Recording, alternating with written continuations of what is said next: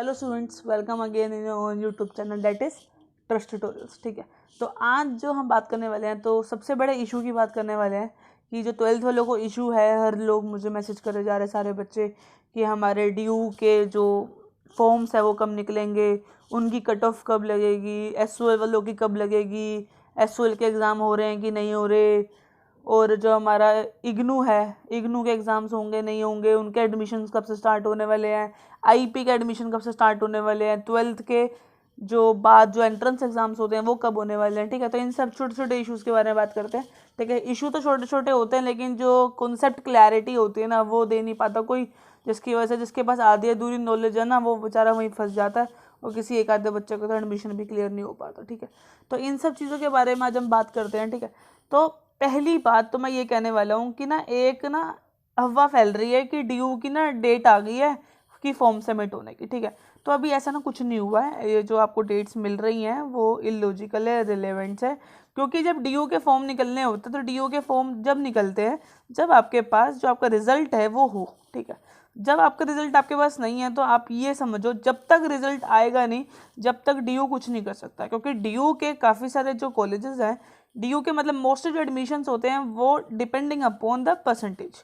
अगर आपके पास परसेंटेज ही नहीं है 12th की, तो हाउ कैन यू इमेजिन कि आपका एडमिशन होने वाला है ड्यू के अंदर। ठीक है, तो ड्यू के अंदर हमें चाहिए कट ऑफ, हमें कट ऑफ के लिए चाहिए परसेंटेज। अगर आपके पास परसेंटेज ही नहीं है तो आप कैसे सोच सकते हो कि हमारे ड्यू के फॉर्म निकल गए। ठीक है, तो जो ड्यू के फॉर्म की जो आपको बात पता चल रही है ना, ये तो इरेलेवेंट है। ठीक है, तो इस चीज़ को तो आप भूल जाओगे ऐसा कुछ होने वाला है। तो सबसे पहला मेन फोकस, जो लोग चाहते हैं कि हम ड्यू में एडमिशन ले, उनका मेन फोकस होना चाहिए कि भाई 12th में ढंग से प्रिपेयर करो। अभी भी आपके पास पूरा 1 महीना है अप्रोक्स, भी 1 महीना 20 दिन आपके पास अप्रोक्स है वैसे तो। ठीक है यार, क्योंकि 8 तारीख हो गई है, 1 तारीख को पहला पेपर है। ठीक है, मेरे हिसाब से तो अब वो 1 तारीख वाला आपका पेपर है या 2 तारीख का आपका पेपर है, वो तो डिपेंड अपॉन यू करता है ना कि आपने कौन से सिलेक्ट कर रखे हैं। ठीक है, वैसे 1 जुलाई से आप लोगों का पेपर स्टार्ट है, 15 जुलाई तक आप लोगों का पेपर है। ठीक है, अब अगर मैं बात करूँ कि डी की, तो मैं ये बोलना चाहता हूँ कि आप अपनी प्रिपरेशन करो। पहले तो प्रिपरेशन किस चीज़ की करो, ये प्रिपरेशन करो 12th की, उसमें अच्छे से अपने नंबर लाने की कोशिश करो। उसमें जो आपके सब्जेक्ट रहते हैं, चाहे वो 1 रहता है चाहे वो 2 रहता है, उसके अंदर पूरा एफर्ट डाल दो अपने। ठीक है, तो और जो अब ये सोच रहे हो ना कि फॉर्म डी के निकल गए, फॉर्म डी के निकल गए, या नॉन कॉलेजेड के फॉर्म निकल गए, या एसओएल के फॉर्म निकल गए, इस चीज़ को भूल जाओ। ठीक है, बस अपना फोकस लगा दो कहाँ पर, 12th की प्रिपरेशन के अंदर। ओके, अब नेक्स्ट बारी आती है हमारी आईपी की। ठीक है, हमारा जो आईपी यूनिवर्सिटी है वो क्या कर रहा है कि आईपी यूनिवर्सिटी के अंदर डेट फिक्स है। ठीक है, अब एक सुन लो मेरी बात, जब भी आपने बीबीए, बीसीए या आपने कोई भी अदर कोर्स करना है तो उसकी एक डेट मेंशन है।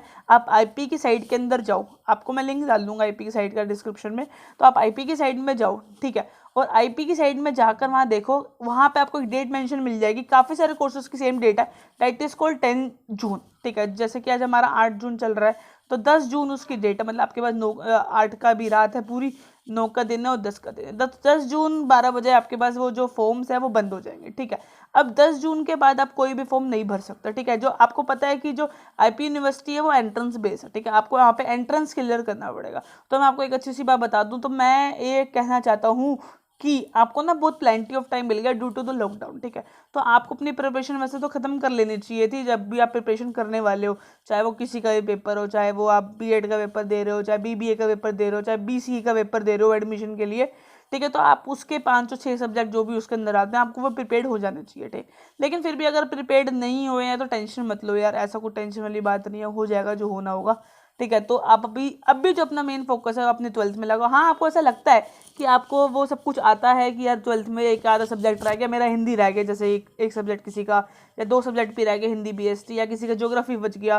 ठीक है, तो ये सब्जेक्ट बच गया और आपको ऐसा लगता है कि यार ये इसकी प्रिपरेशन मैं कर चुका हूँ, तो मैं आपको सजेशन दूंगा कि आप जो भी ऑनलाइन क्लासेस ले रहे हैं, ठीक है, चाहे मैथ्स की हो, रीजनिंग की हो, इंग्लिश की हो, जीके की हो, इन सब की ऑनलाइन क्लासेस आप लेना स्टार्ट कर दो। ठीक है, ऑनलाइन क्लासेस लोगे धीरे धीरे आप लोगों का माइंड उस चीज़ के अंदर स्टार्ट हो जाएगा रन अप करना।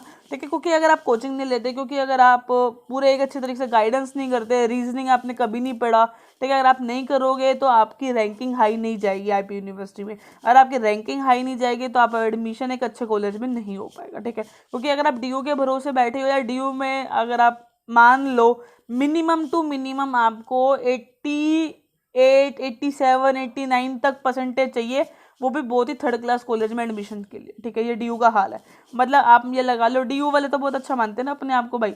अब DU में 2-3 तरह के कॉलेज आते हैं, बहुत अच्छे ठीक है काम चलाओ, ठीक है, मेरे हिसाब से बहुत अच्छे ठीक है और काम चलाओ, ठीक है। अगर आपको काम चलाओ में एडमिशन लेना है तो वो तो मिल जाएगा आपको, ठीक है। काम चलाओ में एडमिशन तो आपको मिल जाएगा कि भाई अगर आपको 88, 87, 86, बाकी डिपेंड अपॉन योर कैटेगरी। अब मैं ये जो लिस्ट, ये जो परसेंटेज है मैं अकॉर्डिंग टू जनरल बता रहा हूँ, ठीक है, जनरल के हिसाब से बता रहा हूँ। लेकिन अगर आपकी कोई और कैटेगरी है या रिलीजन है तो आप उसके अकॉर्डिंग आपकी वो परसेंटेज डाउन हो जाएगी, ठीक है।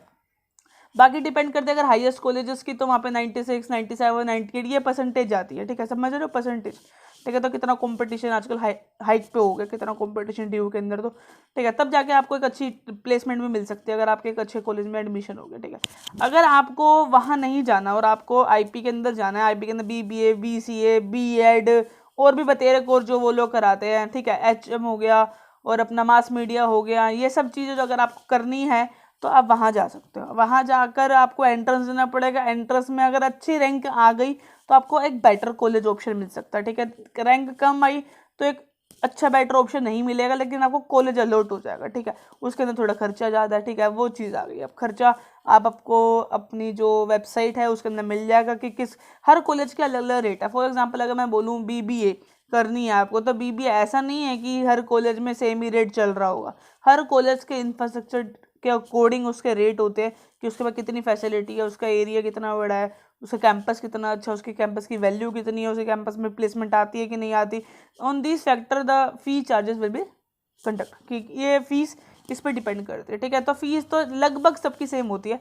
तो अगर आपको एक IP का कॉलेज मिल गया तो बहुत बढ़िया, ठीक है। IP के लिए मेहनत कर लो थोड़ी सी अभी, क्योंकि मुझे नहीं लगता कि अगर 15 तारीख के बाद आप स्टार्ट करो तो मुझे ऐसा लगता है कि अगर 10 जून उन्होंने दे दिए, 10 जून अगर उन्होंने दे दिए डेट ना, तो मेरे हिसाब से उनका जो पेपर कंडक्टिंग होगी ना, तो वे लगा लो 15 के बाद 20, 21, 22 जुलाई तक आपका जो एंट्रेंस एग्जाम है वो कंडक्ट करा लिया जाएगा, अगर कोरोना की सिचुएशन थोड़ी सी भी हाथ में आ गई, ठीक है। क्योंकि साल वेस्ट नहीं करना चाहती गवर्नमेंट, आपका HOD मिनिस्टर जी हमारे आपका साल वेस्ट नहीं करना चाहते, क्योंकि आप बहुत ज़्यादा सफ़र ऑलरेडी कर चुके हो, ठीक है। सबसे बुरा 12th वालों के साथ ही हुआ है, बस उनकी कंडीशन की कोई बयान नहीं कर पा रहा, बिकॉज यार सबसे ज़्यादा फंस गए हैं वो जो फ्री फील करने था उन लोगों को थोड़ा सा टाइम, वो बेचारे फील नहीं कर पाए फ्री अपने आप को, तो वो भी फंसे हुए हैं, ठीक है। कुछ नहीं होता यार, थोड़ा सा टेंशन वाली बात हो रहा है, बस निकल गए आप सब। पेपर आने वाला है, पेपर की तैयारी करो, 12th की पेपर की तैयारी करो, परसेंटेज अच्छी ले आओ, ठीक है जी। उसके बाद अगर बारी आती है, अगर आप IGNOU में जाने के लिए हो थोड़ा इंटरेस्टेड, तो IGNOU के अंदर क्या होगा कि उसके अंदर नॉर्मल सा प्रोसीजर है, आपका कितनी भी परसेंटेज आए आपका एडमिशन वहाँ पे हो जाएगा। नॉर्मल से नॉर्मल परसेंटेज चाहिए बस उनको, और कुछ नहीं चाहिए, मतलब आपका एडमिशन है ही वहाँ पे। अगली डिपेंड आता है SOL, जब जो बच्चे हैं जो मतलब DU से तो करना चाहते हैं पर वो रेगुलर नहीं करना चाहते, वो कोरस्पॉन्डिंग करना चाहते हैं, ठीक है। मतलब आपको कहीं नहीं जाना पड़ेगा, आपको घर बैठे BCom के अंदर एडमिशन हो सकता है, ठीक है। जब आपका घर बैठे BCom में एडमिशन हो जाएगा तो SOL कहलाता है वो, ठीक है, स्कूल ऑफ ओपन लर्निंग, वो भी DU के अंदर आता है, लेकिन आपको कॉलेज अलॉट हो जाएगा, जाओ ना जाओ ये आपके ऊपर डिपेंड करता है, अटेंडेंस मैटर नहीं करती है वहाँ पर, ठीक है जी। वो बॉयज़ और गर्ल्स दोनों के लिए होता है, उसके अंदर कोई आपको परसेंटेज रिक्वायर्ड नहीं है। फॉर एग्जाम्पल किसी बच्चे ने आपको बैंक उसकी तैयारी करनी है गवर्नमेंट एग्जाम की, तो आप ये SOL वाला ऑप्शन कर सकते हो, आप अपने पैसे वहाँ पे बचा के ग्रेजुएशन के अंदर आप अपने जो पैसे हैं इन्वेस्ट कर सकते हो अपने ऊपर, अपनी पढ़ाई के ऊपर, UPSC की पढ़ाई के ऊपर, SSC की पढ़ाई के ऊपर, वहाँ इन्वेस्ट अपने पैसे और अपना टाइम पूरा डिवोट कर सकते हो, ठीक है। नेक्स्ट बात आती है लड़कियों के लिए। लड़कियों के लिए नॉन कॉलेजेड, नॉन कॉलेजेड के अंदर क्या होता है जी, वो भी आपका DU के अंदर आता है, ठीक। नॉर्थ जो इसमें क्या होता है, आपको सैटरडे और संडे आपको जाना पड़ता है, वहाँ पे अटेंडेंस कंपलसरी है, ये सिर्फ लड़कियों के लिए होता है। तो लड़कियाँ अगर आप नॉन कॉलेज में चली जाती है तो वो सोचते हैं अटेंडेंस मैटर नहीं करती, बट वहाँ पे अटेंडेंस इज़ वेरी कंपलसरी। अगर आपकी अटेंडेंस अच्छी नहीं होगी तो आपको पेपर देने नहीं दिया जाएगा, अगले साल फिर आप पेपर देना, हो गया बंठा, ठीक है। तो ये छोटी छोटी जो चीज़ें हैं वो क्लियर अगर नहीं होती ना, बिल्कुल प्रॉब्लम क्रिएट हो जाती है बच्चों के लिए, ठीक है। तो वहाँ पे अटेंडेंस कंपलसरी है, तो अटेंडेंस देनी है। साथ में वहाँ पे इंटरनल एग्जाम्स होते हैं, इंटरनल एग्जाम्स भी देने हैं, और साथ में जो दिवाली की छुट्टियाँ, दशहरे की छुट्टियाँ आती हैं, वहाँ पे उन दिनों वहाँ पे क्लासेस लग जाती हैं, और वहाँ पे एक प्रॉपर आपको माहौल मिल जाएगा एक तरीके से कॉलेज वाला। लड़कियों के लिए non college is best option, ठीक है जी। और मैं एक बात बता दूं, जो अभी जो लेटेस्ट एग्जाम्स हो रहे हैं, IP का भी कुछ नहीं पता, लेकिन अभी SOL की जो डेटशीट्स है वो आउट हो चुकी है। SOL के नॉन कॉलेजेड के जो पेपर हैं थर्ड ईयर के, या फिर जो बच्चे फेल हो चुके थे पिछले साल थर्ड ईयर में, फेल हो गया, उनकी कोई बैक आ गई है, इन्होंने इंप्रूवमेंट देनी है, तो वो बच्चे बस एग्जाम दे सकते हैं, ठीक है। अब नॉन कॉलेजेट की डेटशीट अलग है, मैं पहले बता दूं, और जो SOL की वो डेटशीट अलग है। बच्चे बड़े कंफ्यूज हो रहे हैं कि किसके अंदर कौन सा पेपर है। तो भाई जो अगर वुमेन्स वाला है उसके अंदर स्पेशल लिखा हुआ है meant for non college student womens only, ठीक है। तो उस चीज़ का ध्यान रखना। और जो हमारा SOL वाला है उसके अंदर कुछ नहीं लिखा हुआ है ऐसा, वो आपके लिए डेटशीट बनी हुई है, ठीक है जी। इसमें मैं आपको ये बात थी क्लियर करने वाली। और IP का भी कुछ नहीं पता, IP का भी मेरे हिसाब से ऐसा लग रहा है कि थर्ड ईयर का और जिनकी बैक आई है उनका पेपर ही कंडक्ट होगा, बाकी किसी का पेपर कंडक्ट नहीं होगा। लेकिन अब मैंने आपको सारे प्रोसीजर बता दिए, SOL का भी, IP का भी, IGNOU का भी। और अगर आपको कोई डाउट हो तो प्लीज़ मुझे कमेंट सेक्शन में कर दो। अगर मैं आपको कमेंट सेक्शन में क्लैरिटी नहीं दे पाया तो आपको मैं बोलूँगा कि आप मेरे इंस्टाग्राम में आओ, मतलब वीडियो में ख़त्म होने के बाद जब आप मेरे पेज पे आ जाओगे, उसमें अबाउट सेक्शन में जाना, 3 बार राइट स्वाइप करोगे, अबाउट सेक्शन में आ जाओगे। अबाउट सेक्शन में इंस्टाग्राम का लिंक मिल जाएगा आपको, इंस्टाग्राम पे क्लिक करके आप मुझे DM कर सकते हो, मैं आपके सारे इंक्वायरी लूँगा। अगर आपको इंक्वायरी चैटिंग में समझ नहीं आएगी यार, मैं कॉलिंग करके आपकी इंक्वायरी ले लूँगा, डोंट वरी, मैं आप लोगों के साथ हूँ। कोई से भी प्रॉब्लम हो प्लीज़ मुझसे पूछो, इंस्टाग्राम पे प्लीज़ DM करो, ठीक है। फॉलो कर लेना यार लेकिन DM से पहले। Okay, bye bye, take care.